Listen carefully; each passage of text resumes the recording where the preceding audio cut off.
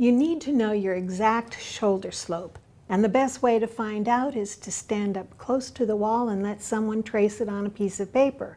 I'll demonstrate on this half-scale dress form. Pretend this piece of foam core is a wall. Draw a long vertical line on a piece of paper large enough to trace your torso. Tape the paper on the wall and stand close with your back just touching.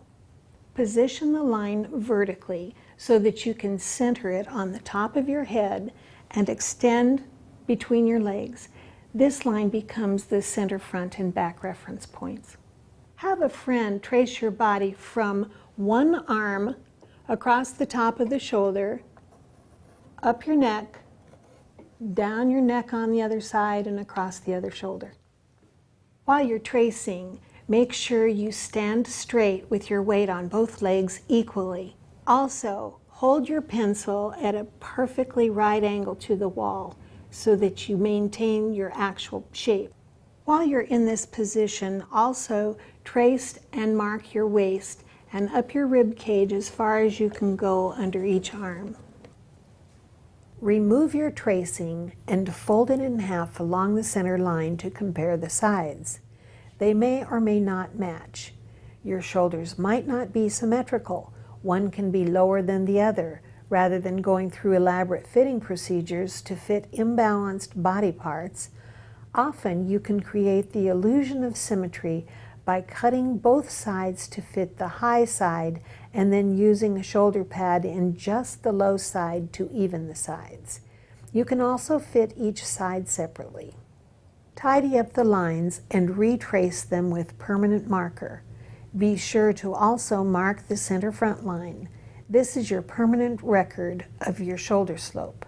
I use mine every time I sew something new. I realized that mine was so valuable to me that about 20 years ago I copied it on my cutting mat. When I'm getting ready to sew a new pattern, the first thing I do is check its shoulder slope. This shape is not suitable to use as a pattern because it has no ease. But over the years, I've added certain reference lines that I can pick up in a second. They are so convenient here on my cutting mat. For example, when a pattern says extended shoulders, I can hold the pattern tissue up to this template and compare how far they will extend on me. To compare the shoulder slope, make sure the center front lines are parallel. Position the pattern's shoulder seam neck point where you think it will fall on the shoulder. If it has a jeweled neckline, that is fairly obvious.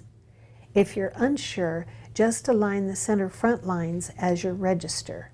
If the pattern shoulder seam is perfectly on line with your outline, you have no changes to make. If, however, they don't match, get ready for the easiest alteration ever.